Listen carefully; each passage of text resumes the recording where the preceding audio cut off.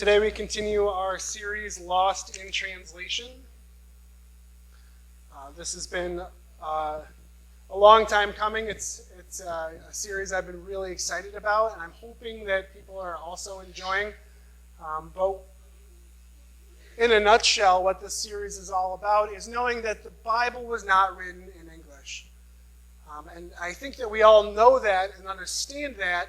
We don't always think about it when we're reading the Bible. And it's very easy to say that the words on the page are as simple as that. And what we do when we do that is we lose some of what the original author had in mind for us to learn. Because that's what the Bible is. It's a series of texts that teaches us about God in some way. And they're put into the canon of the Bible for a reason. And they were actually selected before they were translated into English. And so it's really important for us to understand that there is more to the page than just our language. Each week I've been trying to provide some sort of resource, something that you could read that educates you a little bit on good best practices on reading the Bible. This week I'm highlighting the book, How the Bible Actually Works. And the subtext there says, in which I explain how an ancient, ambiguous, and diverse book leads us to wisdom rather than answers, and why that's great news. Peter Enns is a great author. It says at the bottom, author of The Bible Tells Me So. That's another great book for you to read. But this really talks about how reading the Bible is not like reading a textbook. You're not reading this for answers as simply as you would your math book in school. That what you're doing is you're entering on a journey. And you're walking down a road that millions of people have done before you, and that dates back thousands of years. And that's a good thing. It invites you into a process. And that's really an important piece of what we do when we read the Bible. So it's available on Amazon. The publisher is Harper One. They might have it cheaper there as well to check. I have this one copy that I will have available too if anyone wants to borrow it. But again, I try to be picking things that I think are easy enough to pick up and read. You don't have to have a seminary degree. You don't have to be a long-time Bible scholar. You can just pick it up and learn something. And so I think you will enjoy this book. And it's different than the other two in a myriad of ways. So something to think about. So the first week, we talked about how when you have a word in Hebrew, it has a sound and a meaning. And those two pieces are equally important. And when we translate it to English, we have to choose one of those two things. Either the meaning that we translate to an English word, or the sound, so we keep the Hebrew word, but often lose the meaning of what that word means, like a Hebrew speaker would understand it to mean. And then that's very important. Today, I want to talk about a similar but different thought, and we're going to be exploring this piece of text. So I'm going to put it up, and we're going to read through it. It comes from Psalm 139, which is one of my personal favorite psalms. If you really want a pick-me-up, it's a good one to just thumb through and read. But you can find it in your pew Bibles, but we're actually going to look at it in 5 different translations today. So up here is going to be the place you'll want to be looking. Where can I go from your spirit? Where can I flee from your presence? If I go to the heavens, you are there. If I make my bed in the depths, you are there. Now this comes from the NIV, the New International Version, which is probably my favorite version to use for scholarship, but it's not the easiest, I think, to just read and understand. But we're going to look at several other iterations of this. So today, we're going to be talking about when a Hebrew word has a meaning attached to it, and there is no exact equivalent in the English language. And this is a hard concept to understand until you realize that there are about 3 times as many words in English as there are in Hebrew. I'll say that again. There are 3 times as many words in the English language as there are in Hebrew. Hebrew is a very efficient language. It has much fewer words, but those words mean more than just one thing.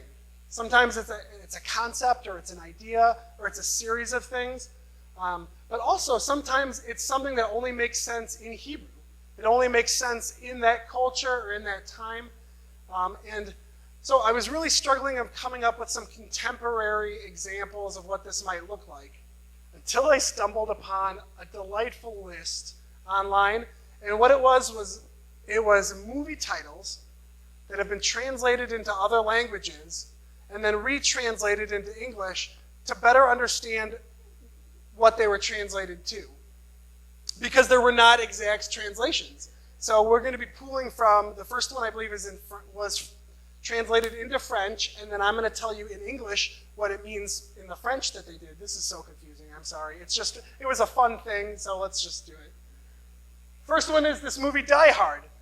You're familiar with Die Hard, probably. A Christmas classic, I've been told. And so when this was translated into French, there was not a way of translating hard to have to do with difficulty. That was not something that they could translate evenly, so they translated it, and then somebody said, well, that's not quite right. Let me show you what it looks like in English. So this is the English translation of the French translation of the title Die Hard. Die slowly. Which is not what the movie's about. Our next example, I believe we're going to be looking German here. Step up. Which the phrase step up means something. There's a colloquialism in English, right? There's some depth beyond just the word step and the direction up, right? And so in German, having no translation of that colloquialism, they decided to translate it to sexy dance. Which they're not wrong. That's what the movie's kind of about. I get it. But I saved my all-time favorite for last. We have The Terminator, which originally came out in 1984, the year I was born. Two great things out of that year. This one's from China. There's terminate is not an exact translation. They didn't have that, and they couldn't expand it then to one who terminates for Terminator. So the title translated roughly back is The Electronic Murderer. Yep, so did you go to the movies last night? I did. I saw The Electronic Murderer. Oh, was it good? So it gives you a little idea of how we have this. It's not like, have you seen the movie The Christmas Story, where Ralph gets his little decoder ring, right? And he writes the letters, and each letter he turns the ring, and each letter equals something else. You have this very direct, this equals this, which means something the same. Languages aren't like that. Not even similar languages are like that. There's lots lost in this. And so we're going to be looking at a very specific example of the word Sheol.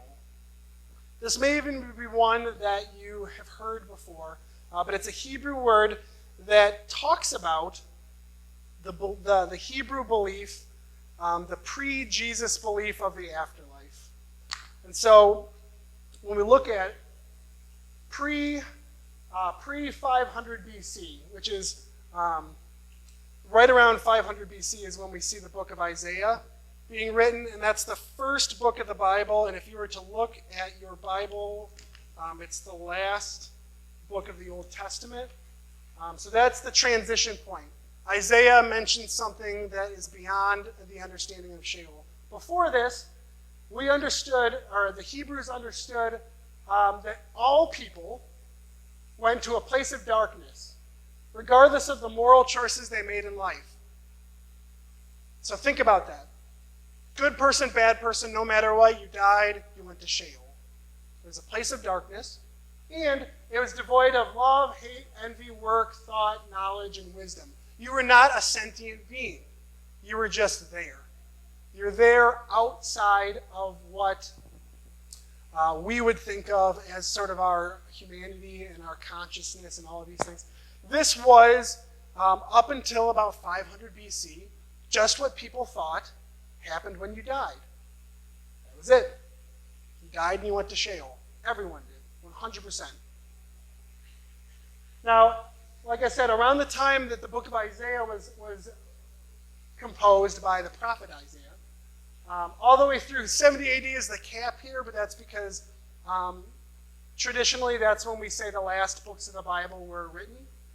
So actually this continues on to modern day. Toward the end of the Old Testament, God revealed that there was bodily resurrection. Sheol will devour, this is a direct quote, Sheol will devour no longer, instead God will swallow up death. God will swallow up death. And this is, Isaiah is the person in the Old Testament who spoke about Jesus in the terms that we use every Christmas, saying that unto us a child shall be given. You've heard that before, right? It's the beginning of the Hallelujah chorus. Things like the Prince of Peace, the King of Kings, and Lord of Lords. Isaiah said these things. You know, we're talking about Jesus. And the process of Jesus coming, that God will swallow up death, will consume Sheol. This will not exist anymore. New Testament writings reflect a new system and understanding of the afterlife, starting at about 500 BC. The problem with that is, so much of our understanding of the afterlife comes from our translations in the Bible that happened before this, before 500 BC, before Isaiah. Everything before that in the Old Testament, we have this word Sheol that crafts how we understand what happens when we die, which is the question we've been asking ourselves our entire existence as human beings. So this is what we already looked at. This is the verse that we read. Where we're going to be looking at the bottom line is where you're going to see the change that we're looking at. The translation says, if I make my bed or if I dwell in Sheol. In the New International Version, we translate that as in the depths, which is interesting. When we read in the depths, I want you to think, if you read that, what you thought it would mean. Like, what does that mean to you? Does this mean that, like, if we were to be in heaven or in the bottom of the Grand Canyon, you're there? Or even in a cave. You ever been in a cave? You're down and there's no light and darkness. Or, for a lot of people, they see this balance. If you're in the heavens but in the depths, they're thinking of hell. They're thinking of this antithesis place of deep down. And so for them, Sheol, when translated in the depths, gives them an understanding of what hell is like. Now, in the New King James Version, which is not the original King James, that's like reading Shakespeare, but scholarship has revitalized the King James, the New King James. It says, where can I go from your spirit, or where can I flee from your presence? If I ascend into heaven, you are there. If I make my bed in hell, behold, you are there. They don't skip anything. They jump right to hell, right? And so we now have an understanding of what hell is, or God's presence or interaction in hell, or that we might go to hell. But again, this was written in a time where they didn't believe in hell, because they didn't see heaven was where God was, and Sheol is where all people went when they died. So even looking at this as a modern person who speaks English and understands heaven and hell the way that we do, we are misreading this verse.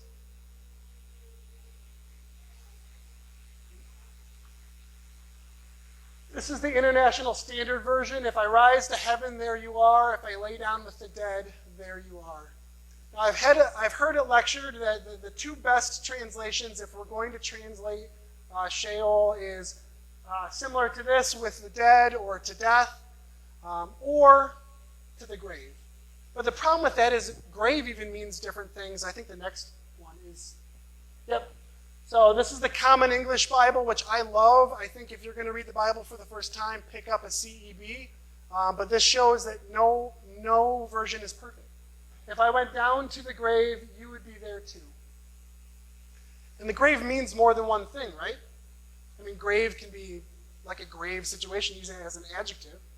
A grave can be a concept like this, to the grave of being dead. A grave is a literal place. Someone goes down into a grave. None of those, or one of them flirts with what Sheol actually meant to the author of this passage. The other ones miss it. So the takeaway here is not that you can't read the Bible. You can't be like, well, Psalm 139 means nothing because we speak English and I don't know Hebrew enough to read it in Hebrew. And I don't know it in Hebrew enough to read it in Hebrew. But what we learn from this is that there's a message in the Bible for you, and sometimes just opening the page and looking at it, you're going to miss the nuance. Psalm 139 is a beautiful psalm. It's written about your creation, you personally. The psalmist is reminding you that God crafted you. He made you to be the person that you are, that nothing you do is a surprise to him. So you can never do something that's so bad or unexpected that he would not love you. This is what we're learning from Psalm 139. And in this part of the passage, we learn that there's no physical place we can go. It says, if we go to the ends of the earth, God is with us even there. And then they say, even in the metaphysical, if we are in heaven with God, he is with us. But even in Sheol, in a place where the author would have believed we have lost everything. You've lost your body. You've lost your consciousness. There's no love. There's no connection. There's nothing. You are just a shadow until the second coming when Jesus brings us all back. Even there, God is with you. Even in a place where you can't even comprehend that God is with you. And boy, oh boy, does that not speak to you? In the place where you can't even imagine God being with you. In the hardest, most difficult place in your life on this world, in the situations that are most struggling, and the times you were doubting the most, even there, God is with you. That there's no place that you can go to escape the love that he has for you. This is what the author of 139 is trying to tell you. He's not giving you a roadmap of where hell is. He's not trying to scare you into believing. And so what we learn is that Sheol, in this instance, in a lot of instances, means something different than hell. And so when we look at the Bible as some sort of textbook, and you can do this, it's called proof texting, where you can go on the Google and you can say Bible verses about hell. And almost all of them are talking about Sheol. But they don't say that. You can see all of the verses that say, if I make my bed in hell, you are there. All of the places. And we start to form an idea. We use it like a reference book. There's a reason most Bibles, or the Bible wasn't written with an index in the back like that. You could go Sheol, because you miss the point. You miss what the story is about. This verse is not about heaven and hell. This verse is about you and the love of God and the way that he made you so. This is where the term, you were fearfully and wonderfully made. This should bring you comfort at all points in your life. It's one of my favorite verses to read. If I had to say, in all of the bedside readings I've ever done, this is my go-to. Because if you can't find comfort in this, you're not looking hard enough. It's not a reference point on the afterlife. It is telling you every moment of your life and every moment beyond, every place you go, metaphysical, physical, geographical, God is with you, loves you, and has created you to be exactly how you are in this moment. And that should bring you comfort. That's what we do when we pass the peace. We remind you of all of those beautiful things.